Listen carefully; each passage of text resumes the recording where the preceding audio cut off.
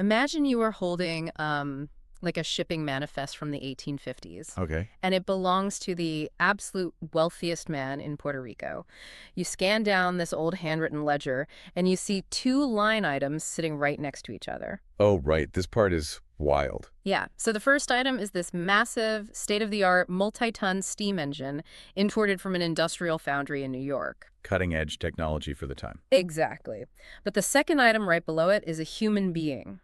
A young woman forcibly trafficked across the Caribbean. It is just a really profound and unsettling juxtaposition. Totally. You are looking at a document where the absolute cutting edge of the Industrial Revolution is just placed side by side with a horrific ancient system of human exploitation. And treated with the exact same bureaucratic indifference. Exactly. Just two assets on a page. Well, welcome to another deep dive. I was recently reading this fascinating historical text called Legacy of La Esperanza, Sugar, Slavery, and Survival. And I mean, it completely shattered how I view 19th century empires.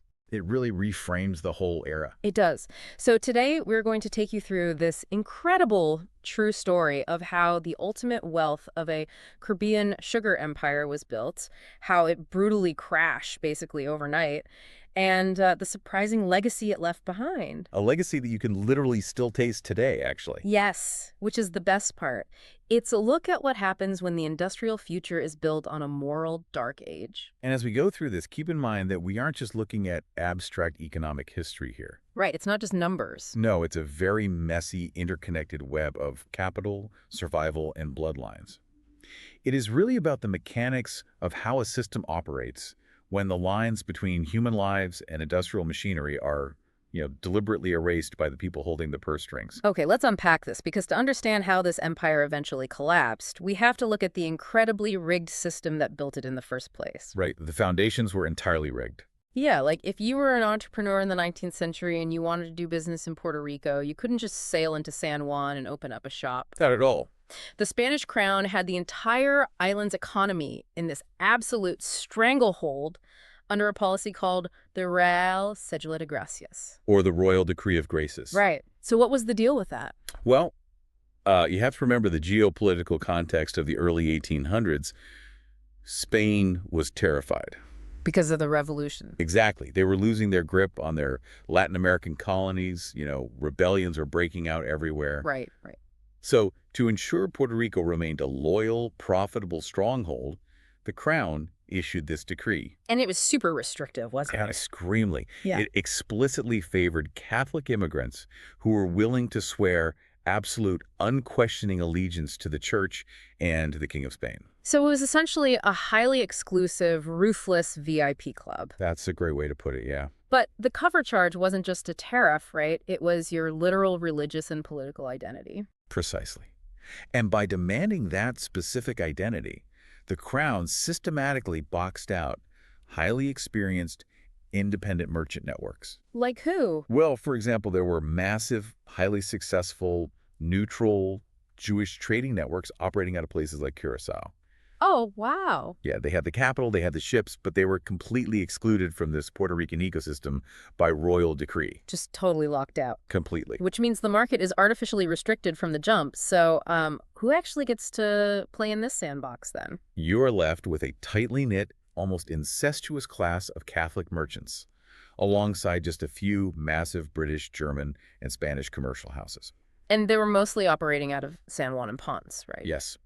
And because there is no free market competition from the outside, these few commercial houses became incredibly powerful. I mean, they basically ran everything. They did. They weren't just moving dry goods. They were acting as predatory banks. Wait, I need to pause you there because the text heavily features an American named George C. Latimer. Ah, yes, Latimer. Yeah, he was a U.S. consul and a major player bringing American industrial machinery to Puerto Rico. He was crucial to the whole operation. Right, but if this was a strictly Catholic, Spanish loyalist VIP club, how does an American Protestant merchant get such a massive foothold? It is a great question. And, I mean, it really reveals the hypocrisy at the heart of the whole system. Money talks. Basically, Yeah. yeah.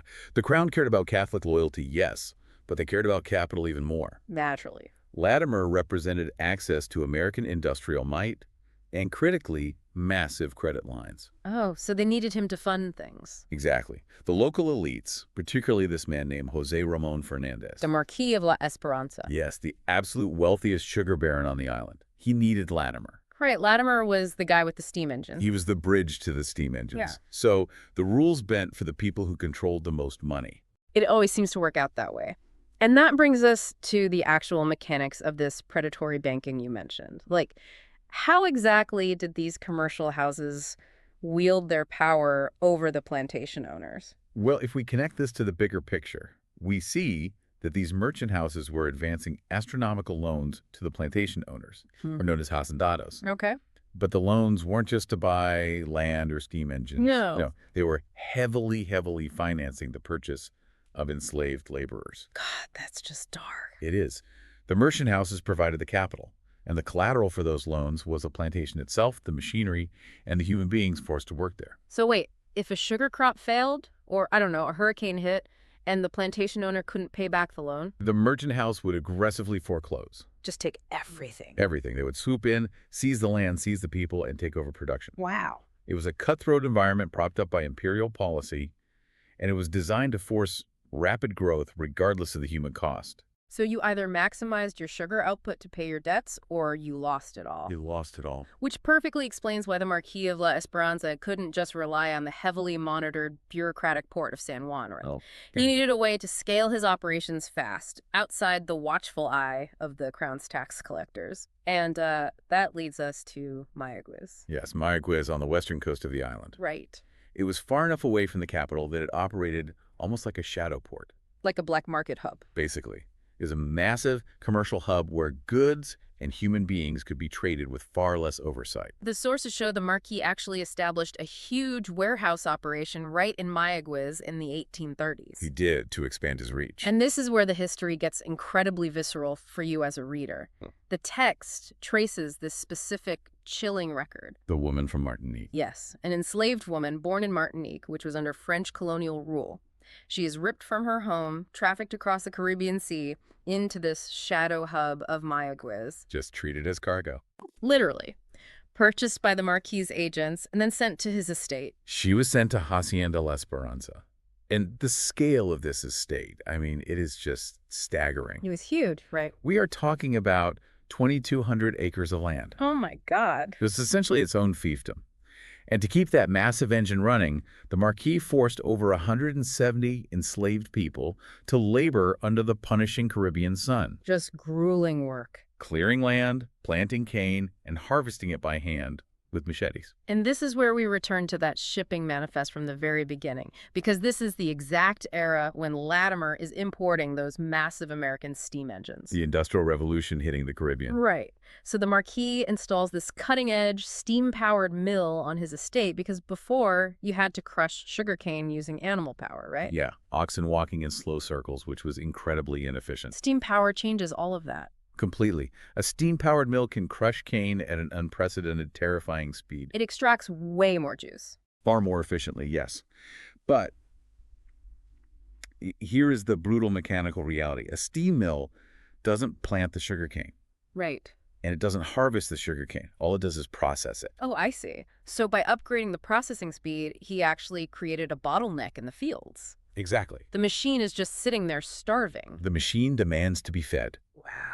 So to make that massive investment in the steam engine profitable, the Marquis had to dramatically increase the amount of cane being pulled out of the earth. And he's not paying anyone. Right. And because he refused to pay a free workforce, the only way to feed that machine was to buy more enslaved people and work them even harder. It's just staggering. You have the ultimate industrial innovation of the 19th century being used not to alleviate human labor, but to aggressively expand human traffic. It's a very grim reality. I keep trying to put myself in the mindset of these tycoons. Like, how do you walk your estate, marvel at the brilliant physics of a high-pressure steam piston, and then turn around and sign a ledger to purchase a woman kidnapped from Martinique? Well, what's fascinating here is that, historically speaking, when capital becomes completely detached from morality, the cognitive dissonance vanishes. They just didn't see the contradiction. Not at all. For the Marquis and for Latimer, the steam engine and the enslaved woman were both just assets. Just line items. Exactly. They applied the exact same cold industrial mathematics to the depreciation of a boiler, as they did to the life expectancy of a human being. But history has a way of balancing the ledger eventually. Yes, it does. A system built entirely on an artificially cheap forced labor supply, producing a single cash crop, isn't an empire. It's a house of cards. A very fragile one. Right, and for the Marquis of La Esperanza, the wind was about to pick up. By the late 1860s and early 1870s, the foundational pillars of the Puerto Rican sugar empire really began to crack. And it wasn't just one localized issue, right? No, it was a perfect storm of global market shifts and human rights advancements converging to tear the system apart. Okay, let's start with the global market shift, because this is something I had absolutely no idea about before reading the sources. The beet sugar. Yes. The global price of cane sugar suddenly plummets. And it's not because people stopped eating sugar, it's because Europe figured out how to make it themselves out of beets. The industrial beet sugar boom is one of the most disruptive agricultural tech leaps of the 19th century. It's wild to think about. It is, because for centuries, sugar could only come from cane, which requires a tropical climate. Right, which is why the Caribbean was so valuable. Exactly. But European scientists had figured out the chemical process to extract sucrose from the common white beet. Which grows perfectly well in cold, northern European climates. Yes. Wait, I want to make sure I understand the mechanics of this. Sugar from a root vegetable, like, how did that suddenly scale up enough to threaten a massive Caribbean empire? Well, it actually started decades earlier during the Napoleonic Wars. Oh, really? Yeah, when the British blockaded French ports, Napoleon couldn't get cane sugar. And Napoleon needed his sugar. Right. So he heavily subsidized scientists to figure out how to extract it from beets on a massive industrial scale. Necessity is the mother of invention. Truly. They developed new methods of slicing, boiling, and crystallizing the beet juice. So fast forward to the 1870s, European nations were mass-producing beet sugar and subsidizing their own farmers. Which means Europe suddenly doesn't need to import Caribbean cane sugar at all. Exactly. The demand evaporates. And the global price just crashes. It hits rock bottom. So the Marquis is looking at his ledgers, and his revenue has just been slashed. And that is only half the storm. Yeah, right. The revenue crashes just as the operating costs explode. Because of abolition. Yes. In 1873, the abolition of slavery in Puerto Rico is formally declared. So the Spanish crown finally bows to internal pressure. That and the shifting moral arc of the globe, yes. So the system of free, forced labor that the Marquis built his entire 2,200-acre empire upon is outlawed overnight. So what does this all mean? We have George C. Latimer dying in 1874, leaving his heirs to deal with mounting bankruptcies. Because the merchant houses start calling in those aggressive debts we talked about earlier. Right. And José Ramón Fernández, the Marquis, the absolute wealthiest man in the Spanish Caribbean, dies in 1883 in absolute spectacular ruin. Pitiless. His empire is shattered, the lands are heavily mortgaged, and those beautiful, expensive American steam engines are literally left to rust in the fields. That's a profound image. It is. But I have to ask you, looking at the data, was it the beet sugar crash or abolition that was the final nail in the coffin? It is the synthesis of both. You really cannot separate them. Really? Yeah, because the beet sugar boom destroyed the top line of his ledger, the revenue, and abolition destroyed the bottom line, the operating costs. That makes sense. If only one had occurred, a truly adaptable entrepreneur might have survived. They could have pivoted. But they happened simultaneously. And because the Marquis was so deeply leveraged, and because his entire worldview was anchored in the exploitation of human beings, he just had no capacity to pivot. He was too stuck in his ways. Right. The system collapsed under the weight of its own rigid brutality. Which brings us to the most incredible pivot in the source material. Because while the Marquis' flagship estate crashed and burned, the family name didn't completely vanish into the history books, did it? No, it didn't. A totally different kind of wealth was quietly being distilled by a younger branch of the family. And this is where we see a masterclass in adaptation. Okay, lay it out for us. So the Marquis had a father, Fernando Fernández, who had left a separate, much smaller estate called Hacienda Santa Ana in Bayamón. Okay. But he left it to the Marquis' younger brother, Manuel. So we have a younger brother with a smaller estate, safely removed from the massive leveraged collapse of La Esperanza. Exactly. And Manuel has a son, Pedro Fernández. He is the Marquis' nephew. Yes. But Pedro doesn't stay in Puerto Rico to learn the family business of forced labor and raw sugar. Which was probably a smart move. Very smart. Pedro travels across the Atlantic to France. Oh, wow. But he isn't studying plantation management. He goes to study engineering. Interest. And while he is in Europe, he becomes absolutely fascinated by the chemistry and the artisanal craftsmanship behind French cognacs and brandies. Here's where it gets really interesting. Right. Because in 1880, Pedro returns to Puerto Rico. The family's raw sugar empire is collapsing all around him. It's in shambles. But instead of trying to save a dying industry, he looks at what they have left. And what they have is molasses. Which is crucial to understand. Explain molasses for us real quick. Sure. So molasses is a dark, thick, viscous byproduct of refining sugarcane. It's the sludge left over. Basically, yeah. Yeah. It's what is left after you extract the sugar crystals. Historically, it was viewed as the cheap leftovers. Just trash, essentially. But Pedro doesn't see leftovers. Yeah. He sees a base ingredient. This raises an important question, right? How do you apply high-end European chemistry to a Caribbean byproduct? Right. How do you bridge that gap? Pedro takes the techniques he learned in France, specifically the use of charred oak barrels, the precise control of oxidation, and the complex blending of spirits over time. The cognac methods. Exactly. And he applies it to the fermentation and distillation of molasses. The mechanics of that aging process are just fascinating. Like, by putting the distilled molasses spirit into those oak barrels, he's letting it interact with the wood. Yeah, drawing out the flavors. The tannins, the natural sugars in the oak, they seep into the liquid over years, smoothing out the harshness and creating this incredibly complex, dark flavor profile. It is the exact same chemical engineering used for high-end cognac, but applied to rum. He fundamentally changed the intellectual framework of what rum could be. He really did. He developed this unique formula and started aging it in his warehouse at Hacienda Santa Ana. And he would share it with people, right? Yes.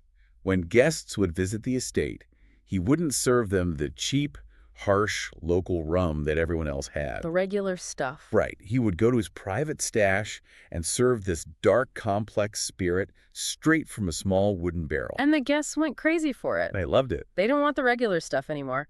When they came back, they would specifically request the rum from the small barrel. And in Spanish, small barrel translates to del barrilito. And from that simple request, Gran del Barrilito was born. Which is just incredible. It is. Today, it is the oldest commercial rum brand still in continuous production in Puerto Rico. For over 140 years, the recipe has remained virtually unchanged. Yeah, it is wild. And incredibly, it still operates out of the exact same tower in Hacienda Santa Ana where Pedro first began his experiment. It is just a staggering juxtaposition to end on. It really is. You have the Marquis, the uncle. He has 2,200 acres. He has the ruthless political backing of the Spanish crown. Unlimited resources, basically. Right.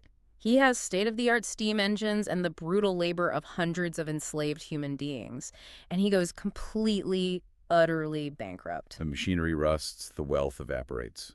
But the nephew, Pedro, taking a byproduct, applying a little bit of French chemistry, and aging it in a small wooden barrel. Creates a beloved, legendary brand. A brand that survives 3 different centuries. It proves that throwing massive amounts of capital and a brutal force at an obsolete system will never outlast genuine innovation. No, it won't. The uncle tried to force a dying, immoral world to keep spinning. The nephew accepted that the world was changing, adapted his engineering, and created something entirely new from the remnants. What an unbelievable journey the sources took us on today. We navigated the strictly enforced religious VIP club of the Spanish crown's economy. The predatory lending. Yes, the loans that fueled the horrors of the human shadow markets in Mayagüez. And the clash of technology and slavery. We broke down the mechanics of steam engines, the chemistry of European beet sugar, and the total financial collapse of the island's wealthiest sugar baron. A massive rise and fall. And we ended with the survival of a legacy born from French engineering and Caribbean molasses. And as you think about the sheer scale of the history we've covered, I want to leave you with a final thought to mull over. Okay, let's hear it. We saw exactly how Pedro Fernández saved his branch of the family tree by traveling, embracing new ideas, and innovating. Yeah, he adapted. It leaves you wondering, what if the Marquis had possessed that same vision? Oh, wow. If he had taken his massive capital and, instead of blindly buying more enslaved human beings to feed a doomed system, invested in a free workforce and true industrial innovation. Could things have been different? Right. Could the Grand Hacienda La Esperanza have actually survived the 19th century? Or was the moral rot so deep that it was destined to collapse no matter what? That is heavy. It really makes you rethink the foundation of any massive enterprise. Absolutely. If you build your empire on a system that is inherently rotting from the inside out, it doesn't matter how shiny your steam engines are on the top floor. Eventually, the floor is going to give way. It always does. Well, thank you for joining us on this deep dive. We'll catch you next time.